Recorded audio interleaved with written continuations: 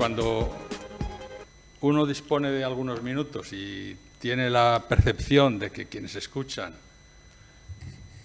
aspiran a que se les dé en una especie de grajea lo sustantivo, en este caso del autor, de Antonio Colinas, pues nunca sé a qué atenerme, porque algunas veces me cojo de un rizo y me voy por los cerros de Úbeda y termino colgado de una rama y se me ha escapado la parte central. Entonces yo suelo decirme a mí mismo: Prieto, quédate con aquello con lo que se quedaría alguien que se lo hubiera estudiado todo y que al cabo de 5 o de 10 años tuviera que recordar aquello que se le dijo. Se quedaría solo con el núcleo del núcleo. ¿Y cuál sería el núcleo del núcleo de Antonio Colinas? Primero, es un poeta que se inserta. Voy a decir las 2 o 3 cosas que me parecen fundamentales, sustantivas. Es un poeta que se inserta,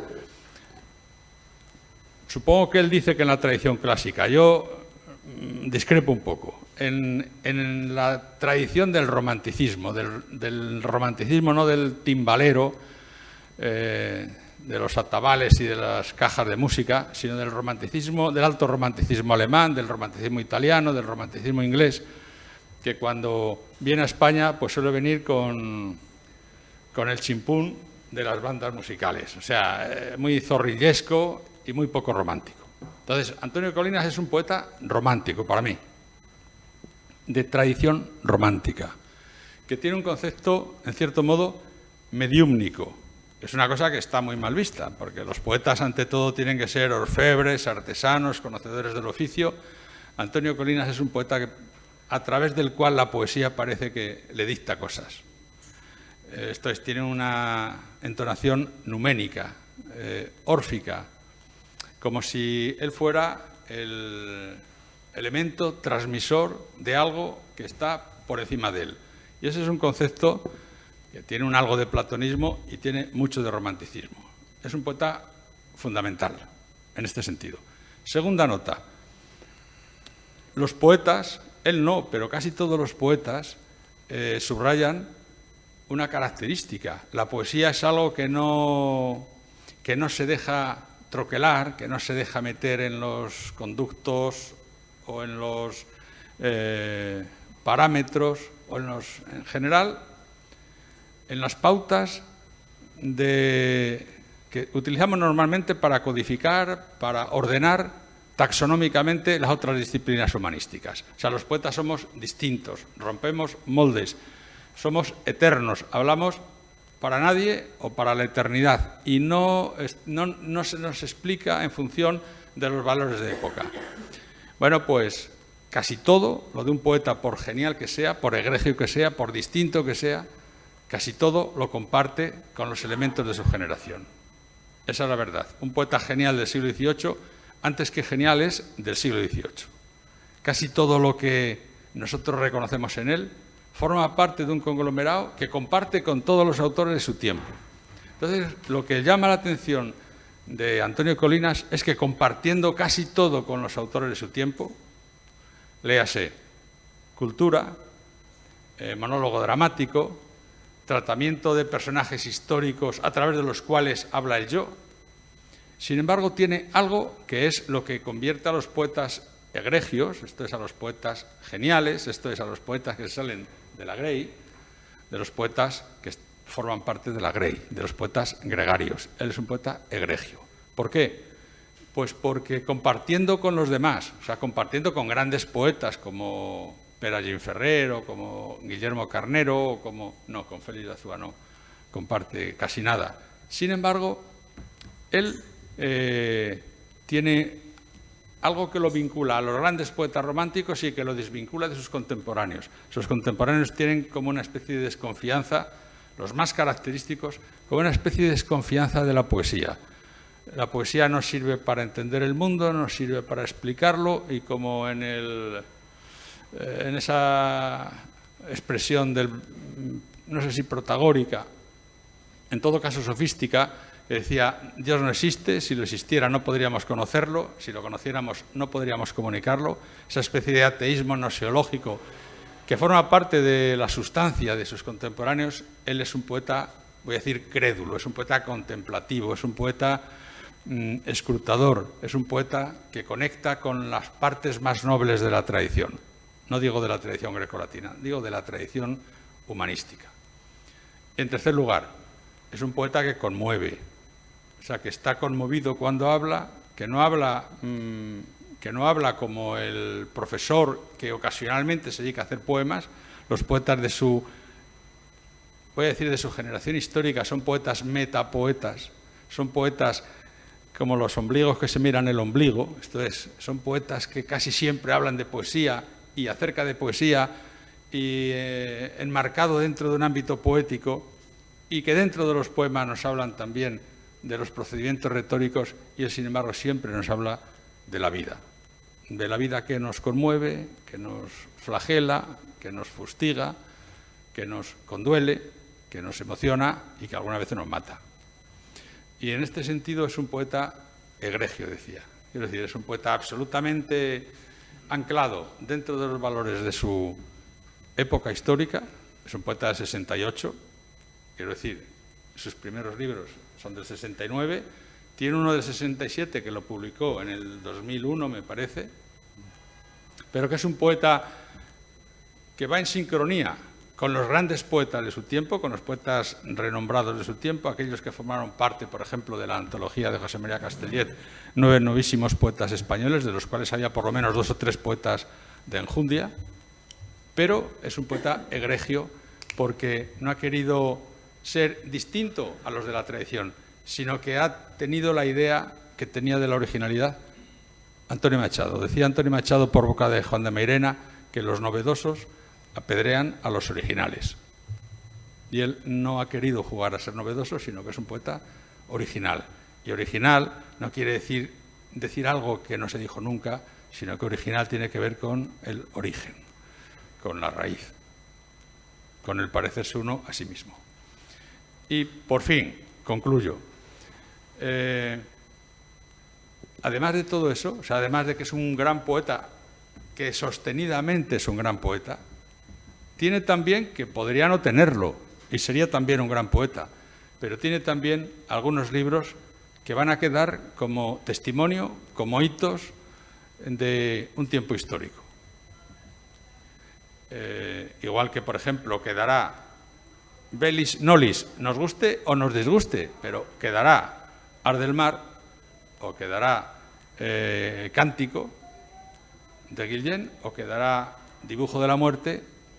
Del tiempo histórico suyo van a quedar por lo menos 2 libros fundamentales, además de toda su obra que los va a arropar muy holgadamente. Uno es Sepulcro en Tarquinia, que es un libro que nos descubrió cómo el culturalismo y ese culteranismo de su generación era compatible con la emoción, era compatible con los sentimientos de los que no somos poetas. Y en segundo lugar, Noche más allá de la noche, que es un ejercicio para mí sublime en el que se concilian, se conjuntan, se imbrican y llegan a la unidad. El canto que podríamos llamar coral, o sea, el cántico que se vincula a las primitivas raíces de la lírica con la emoción personal del poeta distinto. Así que los dejo aquí con un gran poeta que va a leernos, no sé si con el hilo de sus explicaciones, lo ignoro, algunos de los poemas importantes de su obra. Muchas gracias.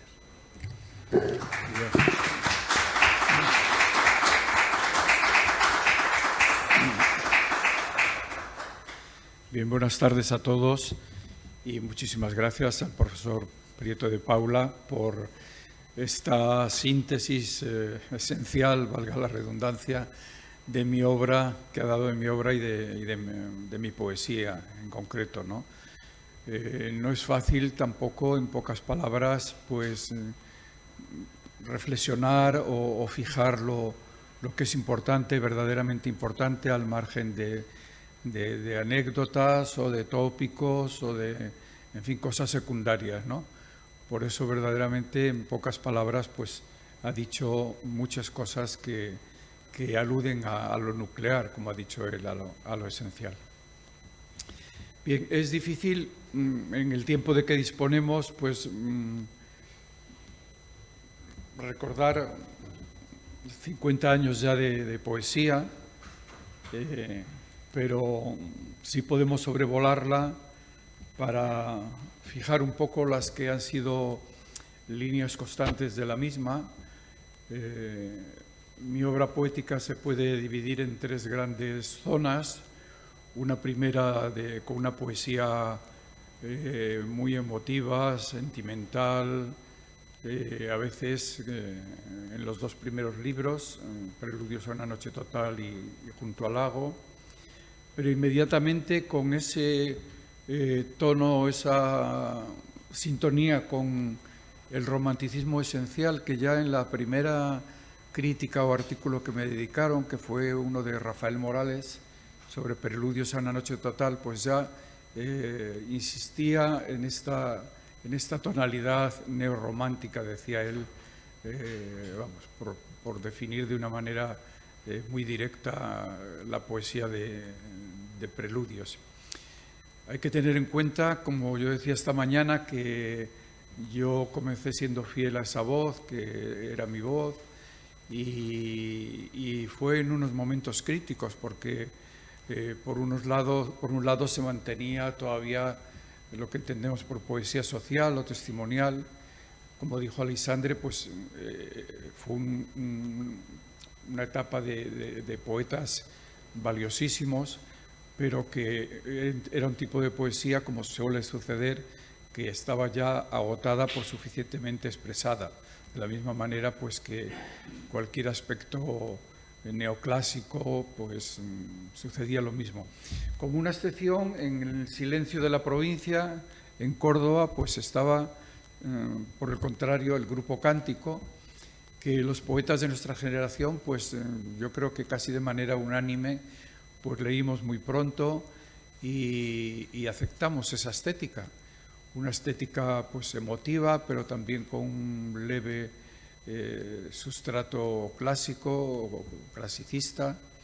Y ya digo, en ese momento de cruce de caminos y de estéticas, pues nacieron estos dos libros míos. Yo voy a comenzar leyendo dos poemas que aluden a ese tiempo. Primero, un poema de Preludios y otro poema del último libro, para que veamos esa marcha de la que también hablaba esa mañana del poeta, de una poesía más desbordada, pues a una poesía más contenida en la forma. También decíamos que hay una marcha pues hacia una ética, hacia el pensamiento, pero también a medida que pasa el tiempo, el poeta va reduciendo su voz, parece que ya lo ha dicho todo, que se repite, y entonces el lenguaje se reduce, como veréis en el segundo de los poemas. Nacimiento al amor. Traes contigo una música que embriaga el corazón, le dije, y en mis ojos rebosaban las lágrimas. Llenos de fiebre tuve mis labios que sonaban encima de su piel. Por la orilla del río, trotando en la penumbra, pasaban los caballos. De vez en cuando el viento dejaba alguna hoja sobre la hierba oscura, entre los troncos mudos. Mira, con esas hojas comienza nuestro amor, en mí toda la tierra recibirá tus besos, me dijo. Y yo contaba cada sofoco dulce de su voz, cada poro de su mejilla cálida. Estaba fresco el aire, llovían las estrellas sobre las copas densas de aquel soto de álamos. Cuando la luna roja decreció, cuando el aire se impregnó del aroma pesado de los frutos, cuando fueron más tristes las noches y los hombres, cuando llegó el otoño, nacimos al amor. Por tanto, en esos comienzos, emotividad, pureza del lenguaje, esa presencia de la naturaleza, que va a ser también uno de los temas esenciales de mi obra, la naturaleza, ya digo, como esa especie de manantial que era para los románticos, que no cesaba de proporcionarles información, y la naturaleza como ese espacio, como decía el poeta sufí, que ese espacio que es como un libro abierto, en el que simplemente tenemos que leer, ¿no? No solamente como una postal, como un paisaje, sino, ya digo, como algo vivo. Eso también llevó a que esa etapa de los románticos esenciales pues, se preocuparan pues, por otras visiones del conocimiento, ¿no? Eran poetas que eran también filósofos o teólogos, que en fin, estaban con una mirada abierta a un conocimiento no estrictamente literario, ¿no? Y voy a leer ahora un poema del último libro que se titula Un cuento de infancia. El libro es, en fin, sobre todo para nuestra generación, no sé si hoy se podría decir, ¿no? Es un objeto mágico. Yo me recuerdo en mi infancia, salía corriendo del colegio, pues merendaba, hacía los deberes y otra vez corriendo me iba a la biblioteca, ¿no? Quiere decir que había una atracción hacia el libro maravillosa, que incluso en este poema pues me refiero a un libro muy primerizo, acaso el primer libro que yo tuve en mis manos y que no sé si lo leí o me lo leyeron, pero bueno, ahora se explica muy bien en el poema cuál es su sentido. Un cuento de infancia. Padre, tú me trajiste un día de un viaje un libro de cuentos de Andersen. Yo era entonces un niño enfermo en su lecho. No era un lector ni era un poeta, solo era un niño muy pequeño y enfermo que intuía otros mundos cuando veía temblar de noche en las cortinas del dormitorio sombras negras. Pero llegó la luz a mi vida, pues olvidar no puedo el placer que sentí al recibir el libro entre mis manos. Y no era porque fuese un regalo, por el don tan feliz de recibirlo. Era quizá porque en el libro aquel tú pusiste un mundo con tus manos en mis manos. Y se llenó de luz la habitación, y ya no había seres misteriosos que me atemorizaran al temblar de noche las cortinas del balcón. Y recuerdo muy bien que antes de abrir las páginas del libro ya sentí en mi interior un sublime placer que describir no puedo. Luego salí a los campos y sané, pero perdí el libro, no sé qué fue de él, y se perdió con ello mi infancia y aquel placer incluso de sentir que hay otra realidad, esa en la que aún yo creeré por siempre, aunque jamás la vean mis ojos. He leído estos dos poemas para subrayar esa emotividad que hay en mi poesía, como ha dicho el profesor, esa emotividad que el poema conmueva, que cuando leamos un poema algo se revuelva dentro de nosotros y que no quedemos impasibles, dicho con un lenguaje depurado y con un lenguaje pues también de sentido órfico, con una presencia de la música que en este caso viene definida en este libro primero por los decasílabos y los alejandrinos, que también era una salida chocante en aquellos tiempos, porque de manera muy brusca pues se optaba por el verso libre, por un poema muy abierto formalmente, y sin embargo pues yo me mantenía en esa tradición formal, ¿no? Pero también en aquel tiempo pues había la necesidad imperiosa de una nueva estética, ¿no? Sobre todo de un lenguaje que fuera más libre, absolutamente libre en los temas y muy traspasados por la cultura, que, bueno, en algunos casos era una cultura que respondía pues al artificio o a la formación de los autores. Todos éramos grandes admiradores del cine. Bueno, Castellé dijo en su prólogo del cine americano, yo en mi caso diría del cine italiano, que me interesa todo. y había sobre todo también se dieron nuevas lecturas, ¿no? No es que antes no se hubieran dado esas lecturas, sino que se dieron de una manera más radical.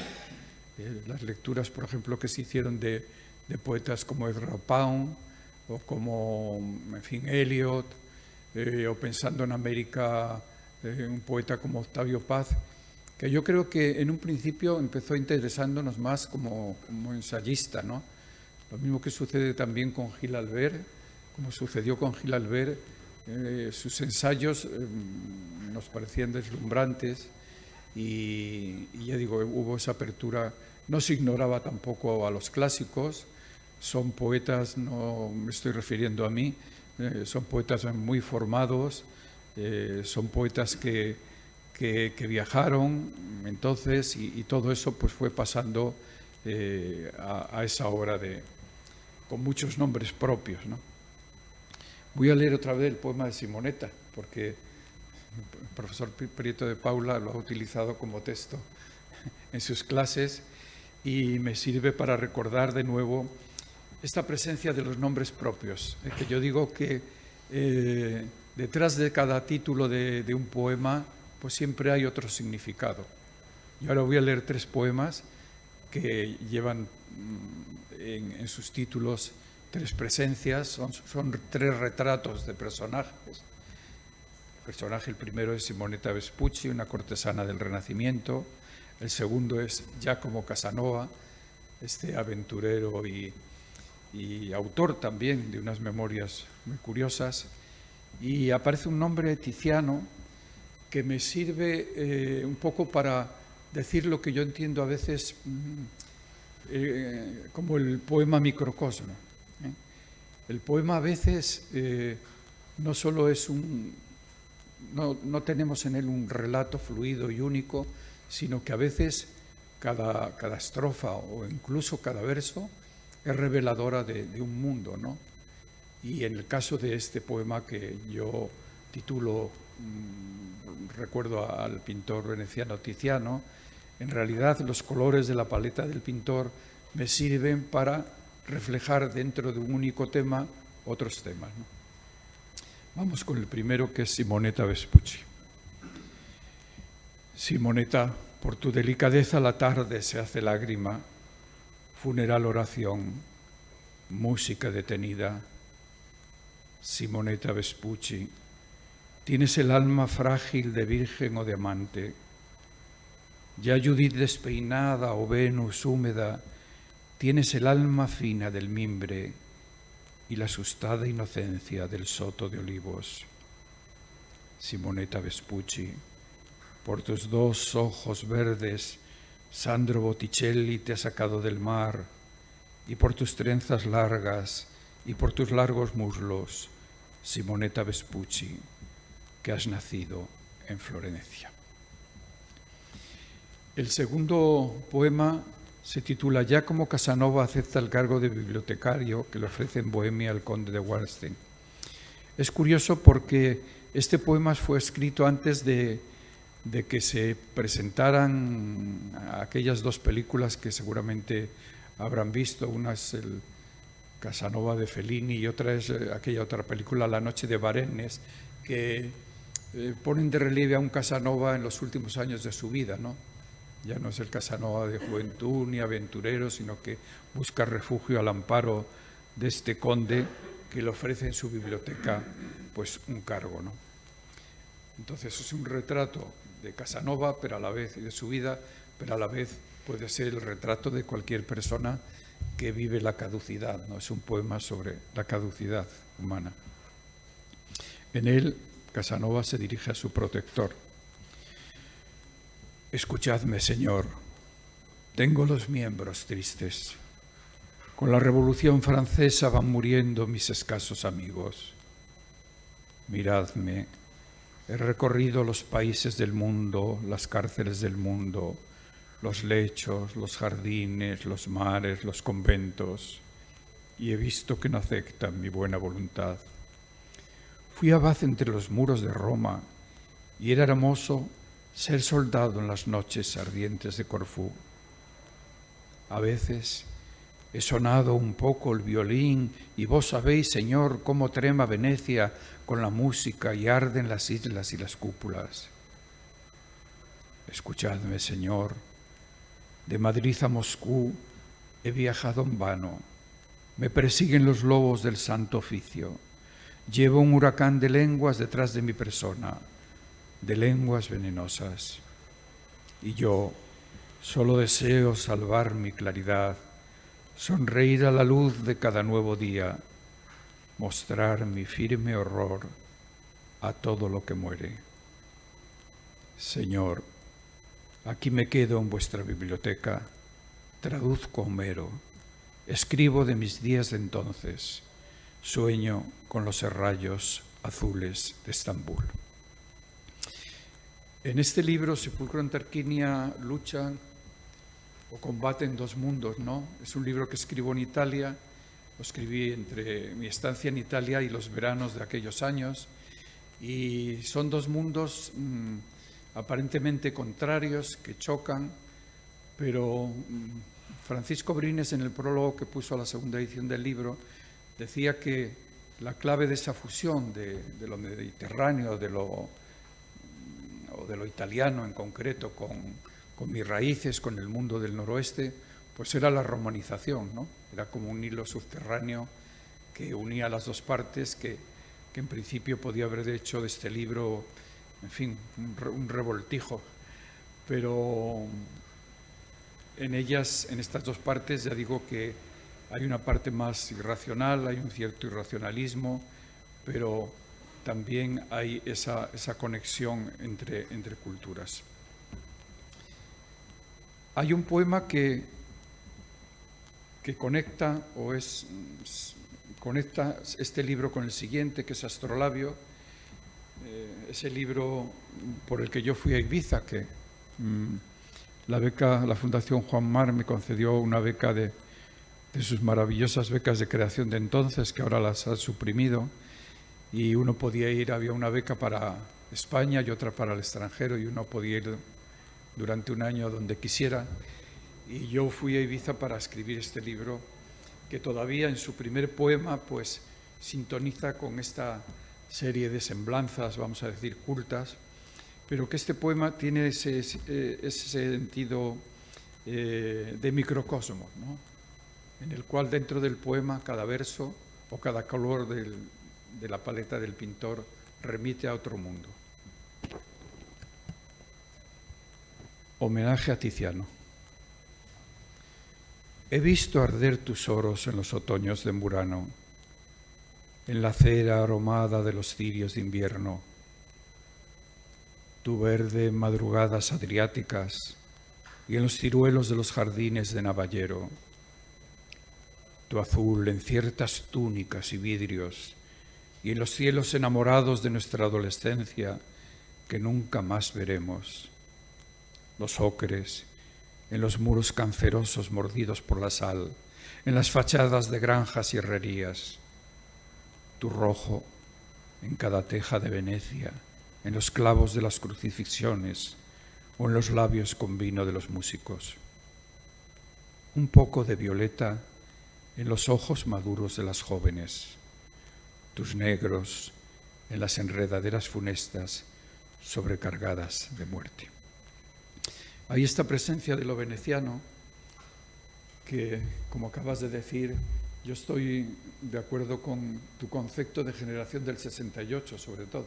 Pues he hablado generación novísima, generación de los 70, generación culturalista e incluso generación veneciana, por esta alusión que a veces se da en los autores a Venecia. En mi caso, yo cuando escribía estos poemas me encontraba en Italia y a veces algunos fines de semana escapando a Venecia. Por tanto, Venecia no era una figura culta o una figura tópica, sino era una realidad con la que también me encontré y que en distintos momentos del libro pues aparece, ¿no? Pero yo creo que ahí la fecha clave es la del 68, por esa poesía esa primera poesía que se estaba publicando, en el caso de Ginferrero, de Carnero, o en mi caso concreto porque eran esos años 66, 67, 68, cuando estaba escribiendo de una manera más firme, ¿no? Noche más allá de la noche es un libro que yo empecé a escribir un poco de una manera sonámbula. A medida que avanzaba en él, pues veía que estaba fijando como momentos claves del espíritu universal. Estaba el mundo latino, grecolatino, estaba, en fin, el Renacimiento, estaba el romanticismo también. Hay una semblanza, en fin, un poco oculta de algunos personajes, como San Juan de la Cruz o como Leopardi. Pero ya cuando el libro iba muy avanzado me di cuenta de que había como un mensaje global y el libro se podía leer como en todos y en cada uno de sus 35 cantos, o también como un libro de un tirón, como un libro único, ¿no?, de 1000 versos en decasílabos, alejandrinos, perdón. Y había que darle un final, y el final fue, bueno, termina el poema en esa costa desde la que se está contemplando el mar, pero sobre todo con un poema como es el Canto 35 y con otros poemas que conducen a un hermetismo, a lo misterioso, no sé cómo definir de verdad estos penúltimo y el antepenúltimo poema. Recordaba esta mañana que el profesor José Olivio Jiménez empezó a hablar de un posible misticismo. Yo prefiero, ya digo, ver esta poesía que busca lo trascendente como más cercano a lo metafísico, como más cercano a esa otra realidad que yo he dicho que transmite la poesía. La poesía puede, en fin, la poesía puede servir a lo más real, a lo cotidiano, a lo más vivo, pero también hay siempre en toda poética un afán de ir más allá con la palabra, ¿no? Y bajo este punto de vista, pues yo también considero la poesía como palabra nueva, ¿no? Palabra nueva. Siguen apareciendo los nombres propios, pero en el canto 10 el nombre que aparece es el de Virgilio. En este poema yo he hecho coincidir la muerte del poeta romano Virgilio a su regreso de Grecia, en Brindisi, con la muerte de un anónimo legionario en tierras de Hispania. Hay otra vez esta contraposición entre el mundo mediterráneo, italiano, y este mundo de la España interior. Y la pista me la dio una lápida en la que hay un fragmento de un verso de Virgilio que nos lleva a pensar que el legionario que murió que estaba enterrado bajo aquella lápida, pues era un lector de Virgilio. Pero es un poema también, pues, contra la guerra, ¿no?, que es un tema muy de estos días también.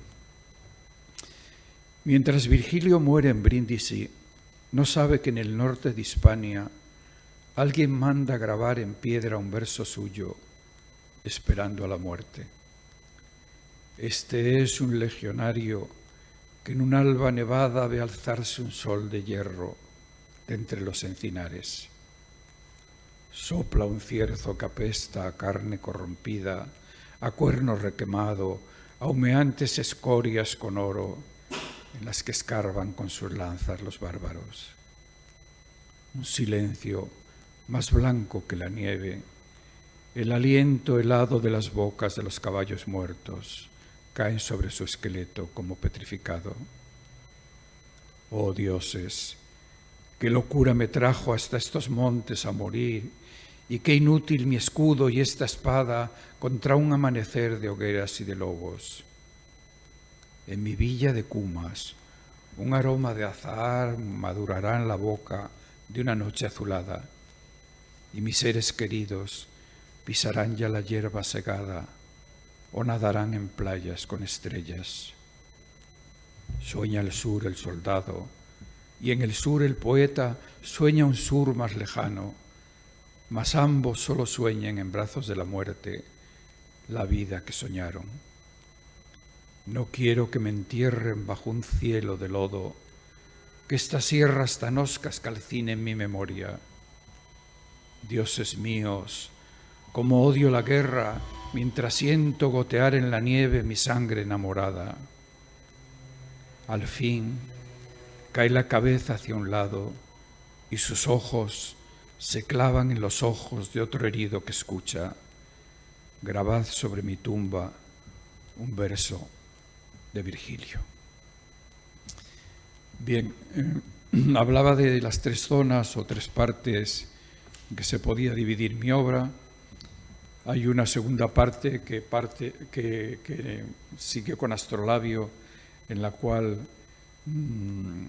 hay como una marcha hacia la reflexión, la poesía se torna más meditativa, y hay una tercera parte que traspasada por el humanismo. Ahora, como he aludido a la guerra, pues y la estamos viviendo relativamente cerca, pues quería leer un poema de esta etapa última más realista también y más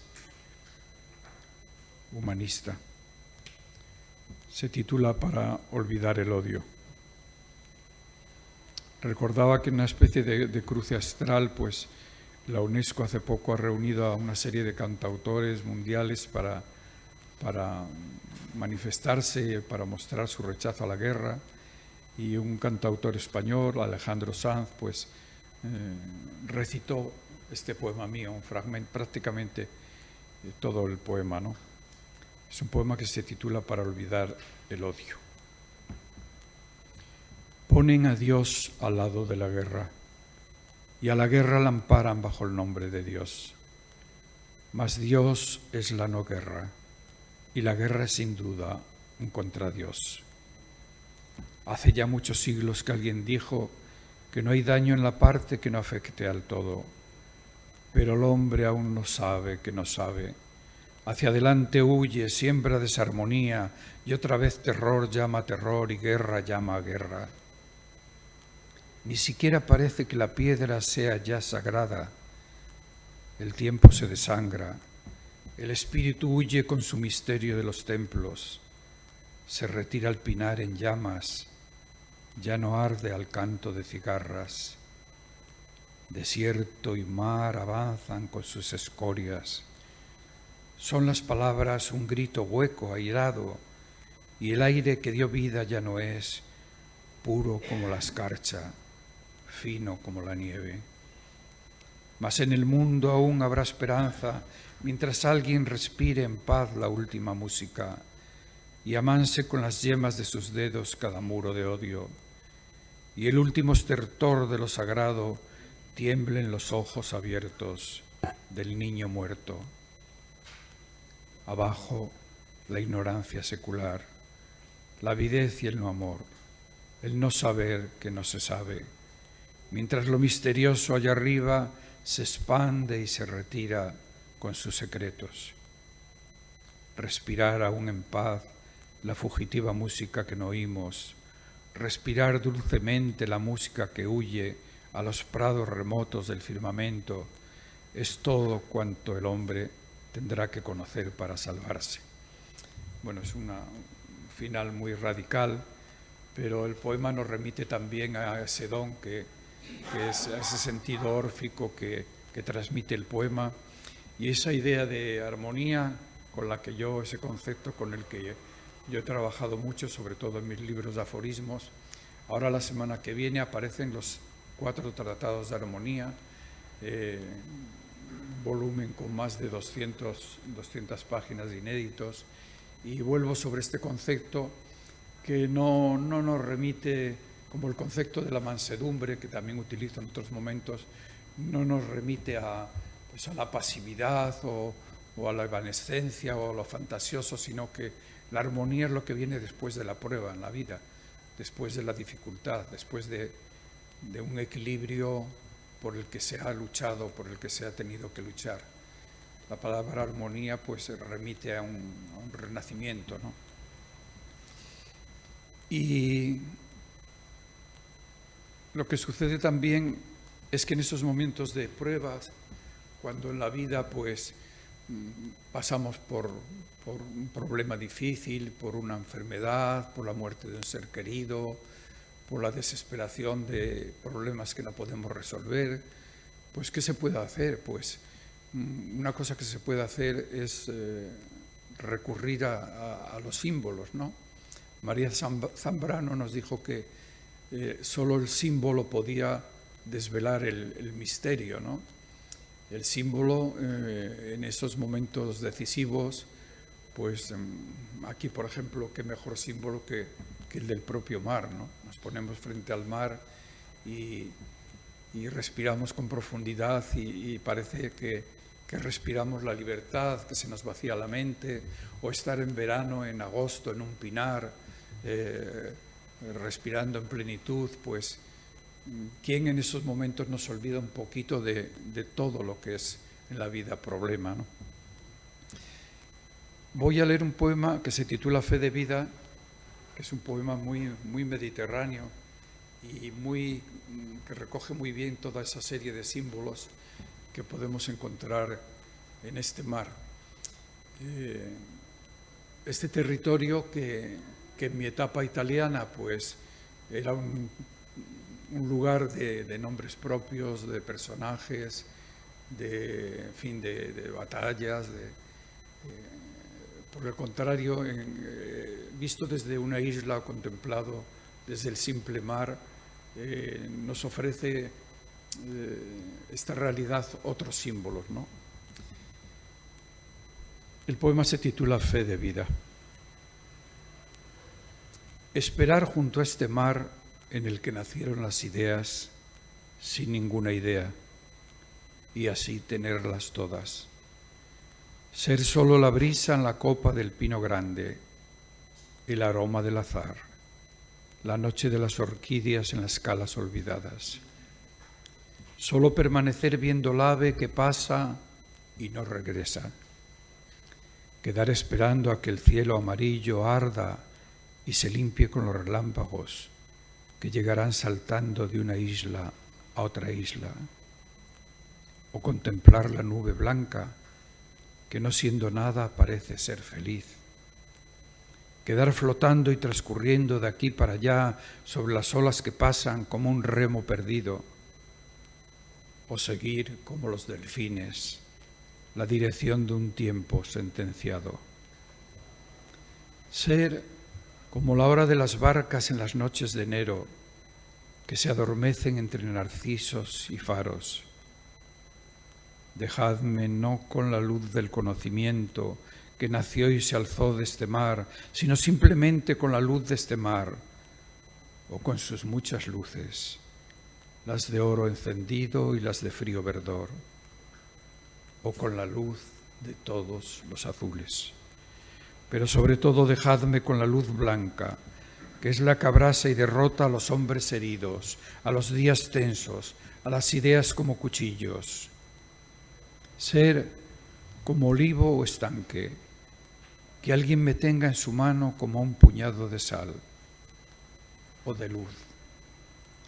Cerrar los ojos en el silencio del aroma para que el corazón al fin pueda ver. Cerrar los ojos para que el amor crezca en mí. Dejadme compartiendo el silencio y la soledad de los porches, la hospitalidad de las puertas abiertas. Dejadme con el plenilunio de los ruiseñores de junio que guardan el temblor del agua en las últimas fuentes. Dejadme con la libertad que se pierde en los labios de una mujer. Bueno, es un poema muy radical, pero que nos lleva a esa sucesión de símbolos que nos ayudan a vivir en plenitud. Son a veces símbolos muy contrarios, los delfines que están muriendo, o el bosque incendiado, o las fuentes que se secan, pero al mismo tiempo son lugares con una carga muy importante salutífera, ¿no? Hay otro poema que me lleva ahora a mi tierra, a esos orígenes del noroeste, donde están mis raíces, que bueno, fundamentalmente se centran en León, en nuestra cima tutelar, que es el Monte Teleno, que es la montaña más alta del noroeste peninsular, pero que bueno, luego por los ríos que descienden las riberas de León, pues también es un territorio que vivencialmente para mí penetra en Zamora a través de zonas como Sanabria, de donde eran mis abuelos maternos, y últimamente pues yo creo que es un oeste que llega hasta las sierras de Salamanca, ¿no? Es decir, que me he encontrado con ellas, aparte de este paisaje mesetario que a veces se ve en nuestra comunidad, pues también ese territorio de laderas, de montañas, pues ha estado muy presente. Este poema se titula Zamira ama a los lobos. Me preguntan a veces si Zamira quién es, si es mi mujer, si es mi hija, si quién es Zamira. Zamira, es un personaje, es una mujer, y los lobos pues no es también un símbolo muy presente pues en los cuentos de nuestra infancia, los cuentos que nos transmitían nuestros tíos, nuestros abuelos. El lobo no es como ahora se ve como un animal dañino o peligroso. Normalmente, como yo los he visto en alguna ocasión, pues es un animal que pasa de largo, o por las noches nos decían los cuentos que cuando toda la gente dormía, el pueblo estaba nevado, pues entraba el lobo y pasaba. Quiere decir, como el lobo es un símbolo, un animal misterioso hacia el que sorprendentemente esta mujer que está en un hospital desea huir, ¿no?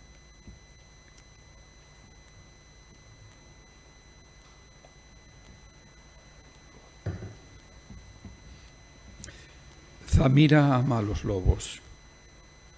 Yo quisiera ir con ella a buscarlos a las tierras más altas, donde los robledales rojos de Sotillo han perdido sus hojas en las fuentes, allá donde los caballos beben el agua helada de las cascadas y se espera la nieve como una bendición. Tú y yo estamos en este hospital esperando a la muerte, no la muerte tuya ni la muerte mía, sino la de aquellos que nos dieron la vida. Y estos, ¿a quiénes pasarán cuando mueran sus muertes? Tú y yo esperando el final, el vacío del límite, mientras la vida brilla y tiembla entre nosotros como un cuchillo inocente. Quizá por ello Zamira ama a los lobos, quizá por ello yo deseo también salir a buscarlos con ella este mes de diciembre, a los páramos altos, a los prados remotos, y podríamos ver los espinos y las brasas de sangre del sol en mimbrales morados. Puesta ya en nuestros ojos la venda de la nieve, que no pensemos más, que ya no nos deslumbre el acre resplandor de los quirófanos. Zamira ama a los lobos, quiere escapar del laberinto de piedra y cristal del dolor. Zamira, partamos y no regresemos. Este es el primer poema de mi libro Tiempo y Abismo, que es un libro que me sirve para explicar cómo nace en mí la poesía, cómo nace en mí un libro nuevo. Es un libro de transición, que ese momento en que mueren los padres, ese momento en que cambiamos de espacio, y sucedió una cosa muy curiosa, que al día siguiente o a los 2 días de la muerte de mi padre, pues yo salí con el coche poco a vagar para despejarme sin rumbo fijo. Iba de aquí para allá, entré en la maragatería y era invierno y llegué frente a un pueblo que se llama Lúllego, desde el cual se ve cuando está nevada la cima del monte Teleno completamente blanca, ¿no? Y entonces allí, en ese momento, yo llevaba 3 o 4 años sin escribir nada, absolutamente nada. Y entonces en ese momento surgió ese primer verso del que va tirando de los otros versos y nació un poema que es el tercero de este libro, ¿no? Los páramos negros. Yo no escribo, por tanto, hay personas que escriben un poco cuando quieren, que dicen, bueno, pues voy a hacer un poema ahora sobre esto, sobre lo otro, esos poemas que nos piden de encargo. Para mí esto es difícil, tengo que tener, no voy a utilizar la palabra inspiración, pero yo diría que tengo que tener un estado de ánimo, ¿no? Un estado de ánimo, que es un estado de ánimo que es el que me permite escribir. Y de ese estado de ánimo surge ese primer verso y de ese verso surgen los otros versos y así van haciendo el poema y así van haciendo el libro. He recordado esta anécdota porque se ve muy claramente cómo nació en mí este nuevo libro. Y hay otro momento que es, yo siempre llevaba en mi cabeza el hacer un poema o escribir algo sobre Juan Sebastián Bach, que es un músico que me interesa mucho. Creo que su carga humana es única, ¿no?, en su música. Y precisamente después de visitar su tumba en Leipzig, yo hice un viaje por lo que acababa de ser, o reconocíamos hasta el último momento casi, la Alemania del Este, por varias ciudades. Estuve en la Universidad de Halle y estuve en Leipzig también. Y en Leipzig, al salir de la iglesia donde está enterrado Bach, pues me vino también ese primer verso, ¿no? Ese primer verso que dio lugar a un poema de casi 400 versos, que es La tumba negra, que es un poema sobre Bach, pero es un poema sobre la música, es un poema sobre los totalitarismos, es un poema sobre los problemas medioambientales, es un poema de poemas, ¿no? Por tanto, ya digo, empecé a escribir allí ese poema y cuando regresé iba escribiendo y tampoco sabía cómo darle fin y el fin me lo dio pues el regreso de nuevo a la isla, ¿no?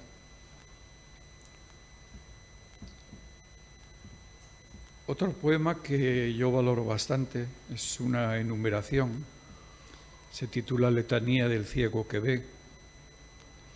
¿Cómo puede ver el ciego? Pues estamos hablando naturalmente de otra ceguera, ¿no? De esa persona que ha cerrado sus ojos al mundo y que sin embargo sigue teniendo dentro pues un mundo, ¿no? Y el poema pues se torna en letanía por esa enumeración sucesiva de los versos. Que este celeste pan del firmamento me alimente hasta el último suspiro. Que estos campos tan fieros y tan puros me sean buenos, cada día más buenos. Que si en tiempo de estío se me encienden las manos con cardos, con ortigas, que al llegar el invierno lo sienta como escarcha en mi tejado. Que cuando me parezca que he caído, porque me han derribado, solo esté arrodillándome en mi centro. Que si alguien me golpea muy fuerte, solo sienta la brisa del pinar, el murmullo de la fuente serena. Que si la vida es un acabar cual veleta chirreando en lo más alto, allá arriba me calme para siempre, me disuelva mi hierro en el azul. Que si alguien de repente vino para arrancarme cuanto sembré y planté llorando por las nubes, me torne en nube yo, me torne en planta, que sean aún semillas mis 2 ojos, en los ojos sin lágrimas del perro. Que si hay enfermedad, sirva para curarme, sea solo el inicio de mi renacimiento. Que si beso y parece que el labio sabe a muerte, amor venza la muerte en ese beso. Que si rindo mi mente y detengo mis pasos, que si cierro la boca para decirte todo y dejo de rozar tu carne ya sembrada, que si cierro los ojos y venzo sin luchar, victoria en la que nada soy ni obtengo, te tenga a ti silencio de mi cumbre, o a ese sol abatido que es la nieve, donde la nada es todo. Que respirar en paz la música no oída sea mi último deseo, pues saber que quien respira en paz ya todo el mundo está dentro de él y en él respira. Que si avanza la edad y todo y todos a mi alrededor parecen ir marchándose deprisa, me venza el mundo al fin en esa luz que restalla y su fuego me vaya deshaciendo como llama de vela, con dulzura, despacio, muy despacio, como giran arriba extasiados los planetas. Dentro de este tono humanista, pues hay una serie de poemas que son los 14 retratos de mujer. Ha aparecido ahora una edición en gallego y de esta serie de retratos voy a leer uno de los poemas. Junto al de la naturaleza, también como uno de los grandes temas que es necesario explicar un poco, pues aparece en mi poesía el tema de la mujer, ¿no? La mujer de sentido polifónico, ¿no? La mujer es, por supuesto, la amada, la compañera, la mujer es la amiga, la mujer remite a lo telúrico, a lo germinal, a esa diosa telúrica que me encontré en Ibiza, que es Tanit, ¿no? Y sobre la que he escrito algún ensayo.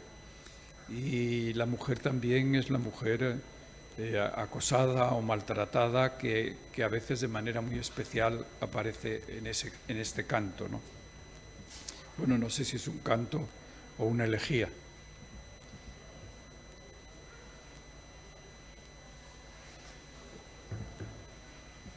No sé si esa muchacha amamantada de temor, de dolor, de terror, puede ser a la vez otras muchachas, pues creo haberla visto en otras ocasiones.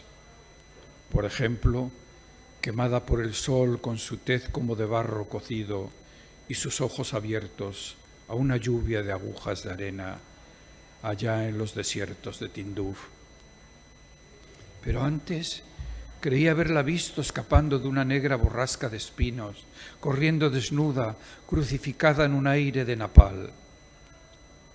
¿O acaso estaba ella muy serena, de rodillas, abriendo la esperanza en este mundo a la luz de una vela, con sus manos plegadas como alas de palomas, allí donde estuvo un día el cráter, la furia en llamas de Hiroshima? A veces me parece que esa calma sublime de unas manos unidas, de unos ojos cerrados, la vi en otra muchacha también de Extremo Oriente, que tenía su nuca a la sombra de un enjambre de bayonetas. Mas no creo que debamos ir tan lejos para encontrarme con esa muchacha. Aquí muy cerca la podemos ver sin una gota de odio, con la sonrisa más clara y más dulce, a pesar de sus piernas amputadas. O quizá ella estaba muy lejos, con esas mismas piernas aprisionadas en un pozo, con el agua fango, con el agua muerte, acariciándole la boca, lamiéndole el borde de los labios. O estaba apedreada en un terreno áspero, cercada por impávidas miradas masculinas. O es ánime y exangüe, rescatada para su tumba de olvido, colgada entre los brazos de su hermano. El temor, el dolor, el terror no pueden evitar que esa muchacha, que sí es y que no es otras muchachas, nos traiga paz, piedad y un poco de esperanza a este mundo. Con sus manos cerradas o sus manos abiertas, con sus ojos abiertos o cerrados, os ajados, con su sola presencia, esa muchacha aún le devuelve al mundo la infamia que de él ha recibido. Viva o muerta, devuelve con su rostro el abismo al abismo.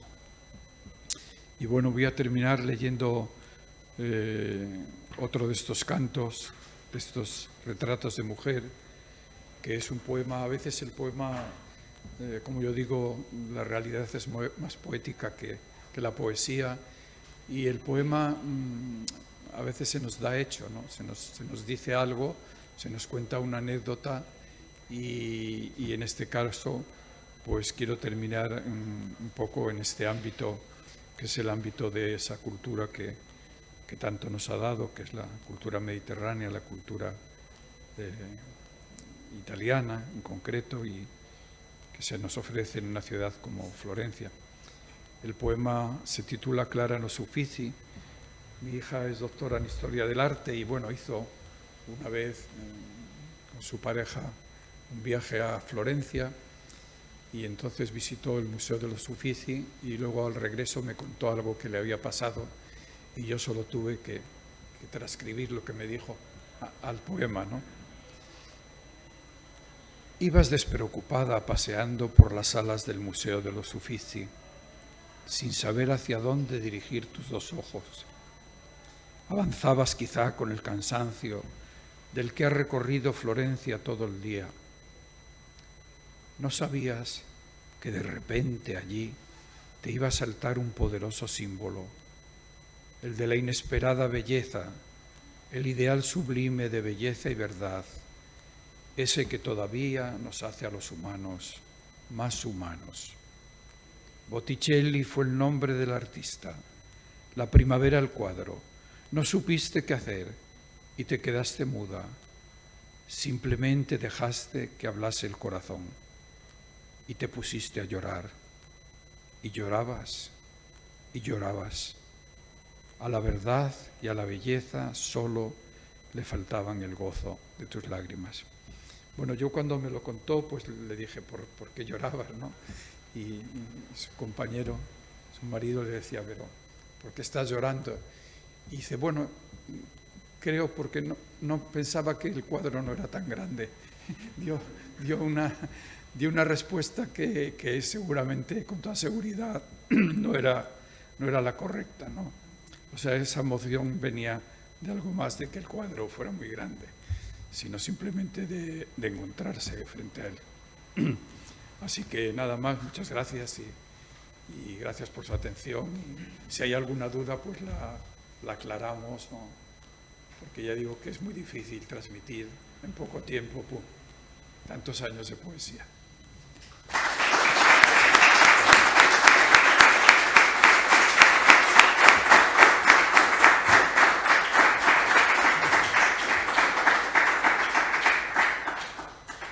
No sé si alguien tiene que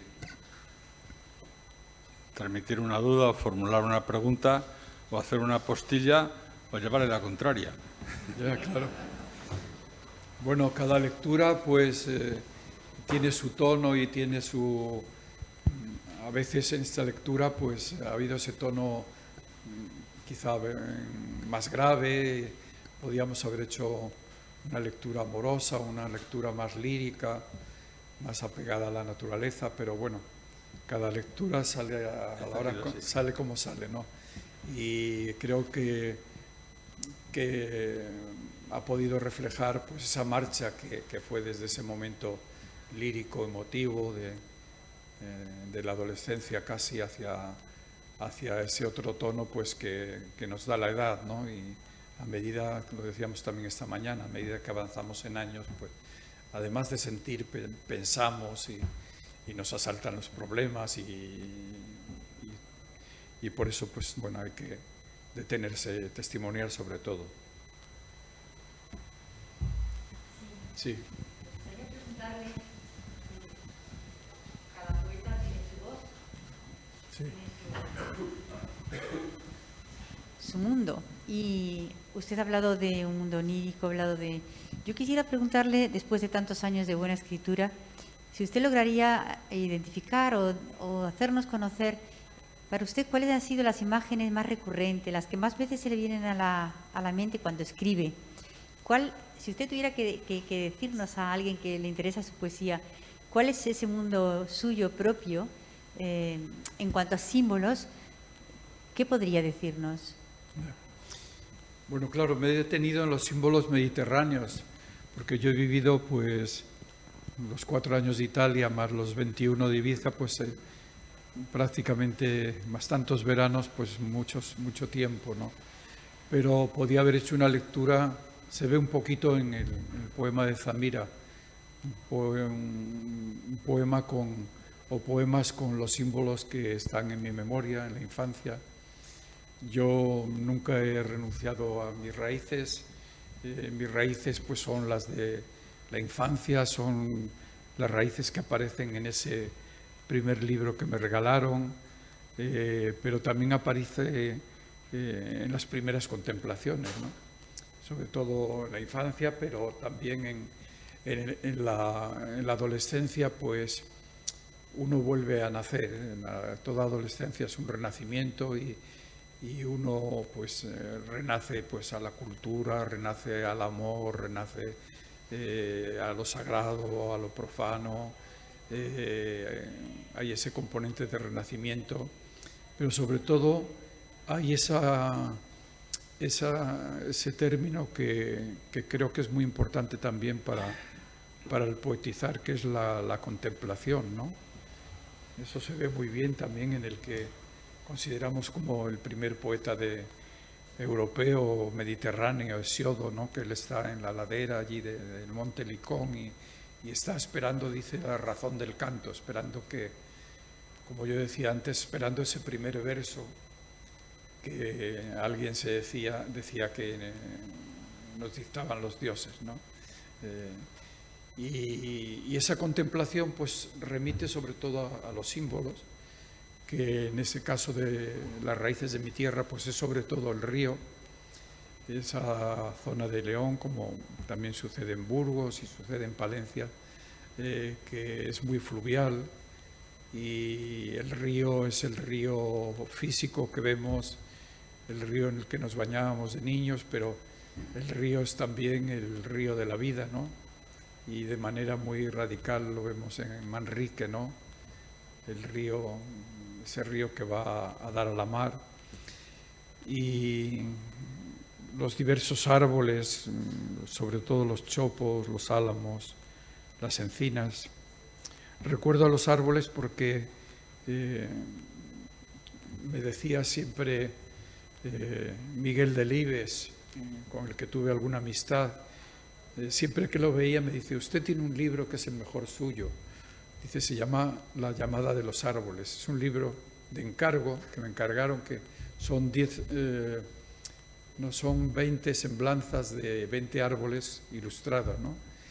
Y es un libro que tuvo cierto eco aquí en el ámbito mediterráneo, porque apareció también una edición en catalán que tradujo Villan Gómez Llobet, La crida dels arbres, y siempre que nos veíamos, recuerdo la última vez creo que le llevé un libro de poesía y lo abrió así, dice: ah, pero es poesía. Pero dice, usted tiene un libro que se llama La llamada de los árboles. Bueno, este libro, pues, para una persona como Delibes, con esa conciencia ecológica y con el amor que él tenía a la naturaleza, pues comprendo que le gustara de manera especial. Es un libro que quizá habría que reeditarlo porque hace mucho que se editó y ya digo, está el monte, la cima, que la cima es también, la ascensión a la cima es la ascensión por la vida y de sus problemas. Esto también San Juan de la Cruz lo fijó en un dibujito, el monte de la subida, ¿no? Lo ilustró también con algunos comentarios. Y lo importante, bueno, es una visión del monte también de raíz muy primitiva, muy de Extremo Oriente, ¿no?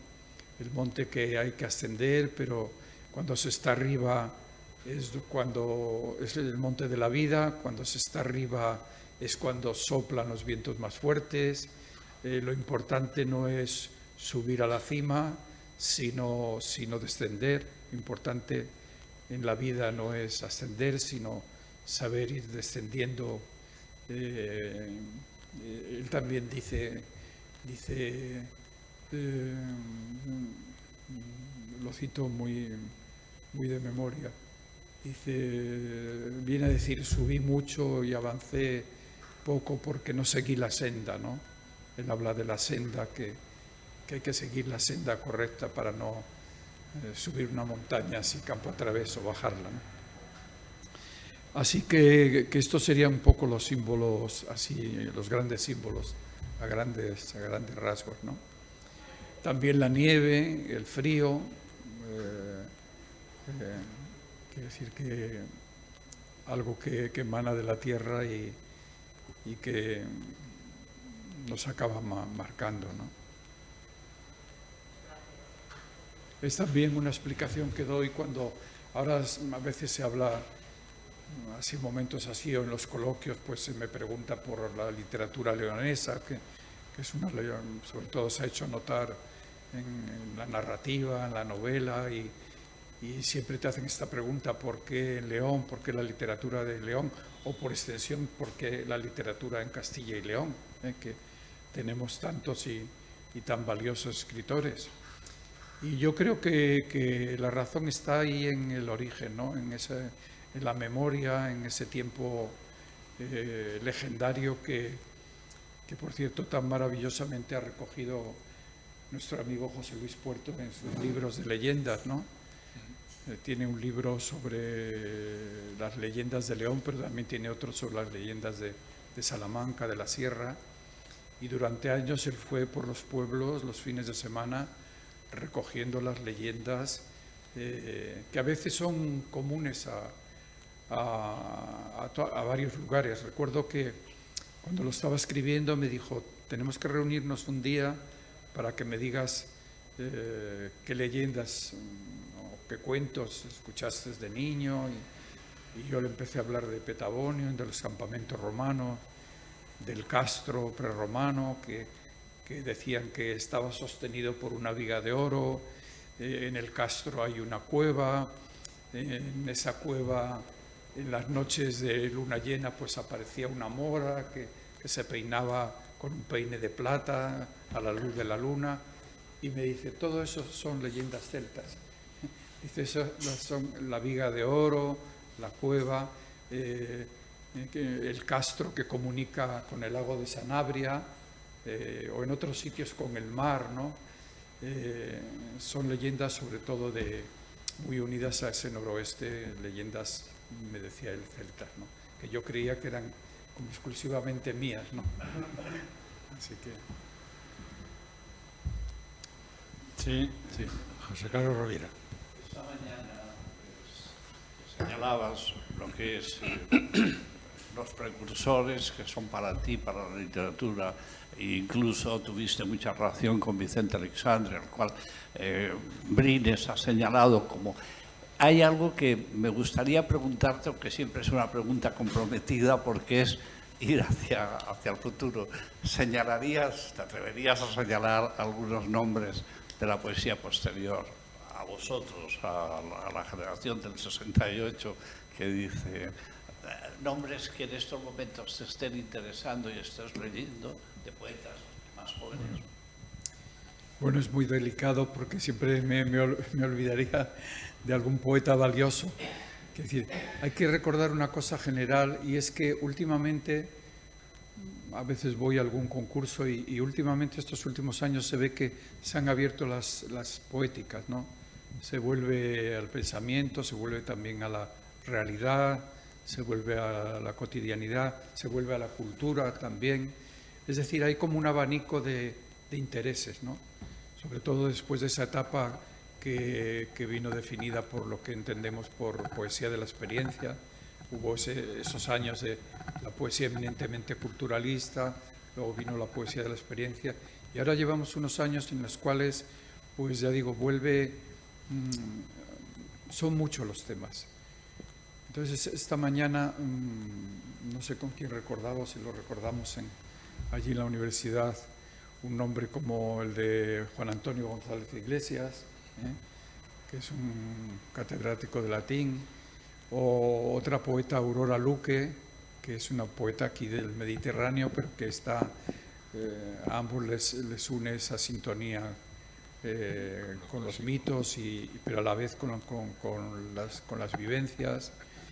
Y hay también una estética de una poesía, ya hablando en nuestra tierra, que representa, sobre todo de una manera muy clara para mí, la poesía de José Luis Puerto, o en Soria la poesía de Fermín Herrero, o si vamos a Andalucía, Alejandro López de Andrada, si nos referimos a una serie de poetas que se mantienen en su voz, se mantienen en esa voz que es propia de ellos, pero que en unos casos es más depurada, en otros es más barroca.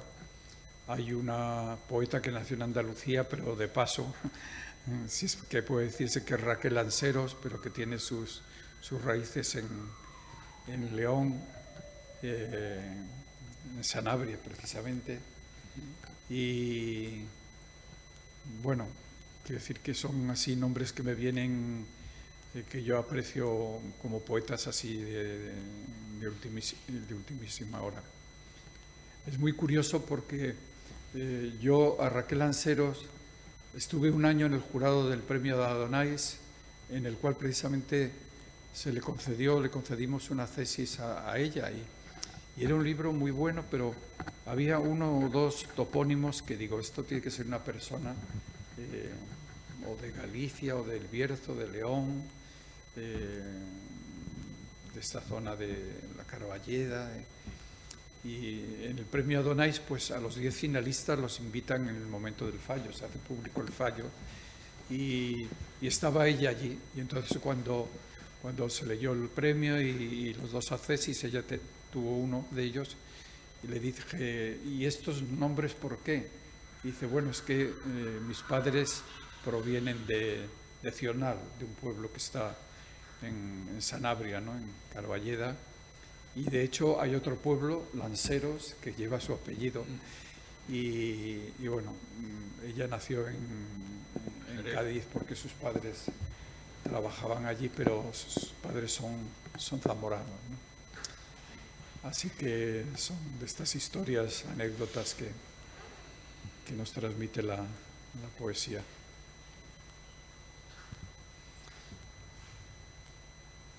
No sé si no hay ninguna otra intervención. Bueno, pues me arrogo la representación de quienes están aquí para agradecerte muchísimo este recital conducido por ese hilo que ha pasado por las más importantes etapas de tu poesía, y agradecemos también al público que lo haya escuchado con la atención que estos poemas merecen. Tenemos que recordar otra vez lo de la inmensa minoría de Juan Ramón, que la minoría es minoría, pero es inmensa porque es germinal. Aquí hoy hay pura semilla que ha dado y dará frutos. En fin, gracias por haber acudido bajo la tormenta.